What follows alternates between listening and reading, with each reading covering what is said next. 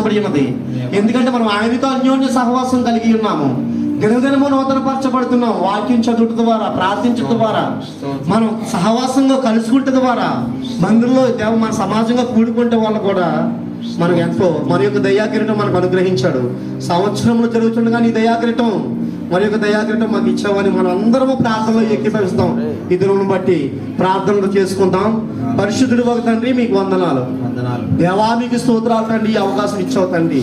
దేవా మరి యొక్క సంవత్సరం దయాకిరీటం మా మీద ఉంచావు, మీకు వందనాలు అయ్యా తండ్రి. దేవ మరి ప్రాచీన స్వభావం కలిగి జీవించడానికి కాదు ప్రభు దయాకిరీటం ఇచ్చేది.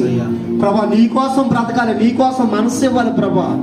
ఆనాడు ప్రభా ఇజ్రాయేలీలందరూ ప్రభా తండ్రి గారండి ఆ ఐగుప్తు దాస్యంలో బంధింపబడినప్పుడు ప్రభా 430 సంవత్సరాల ప్రభా దాస్యంలో బంధింపబడి ఉన్నారు. అయితే తండ్రి వాళ్ళ కన్నీరు చూసావు తండ్రి గారిని, వాళ్ళ మొర విన్నాను, వాళ్ళ దేవ స్పష్టంగా విన్నానని చెప్పావు తండ్రి. విని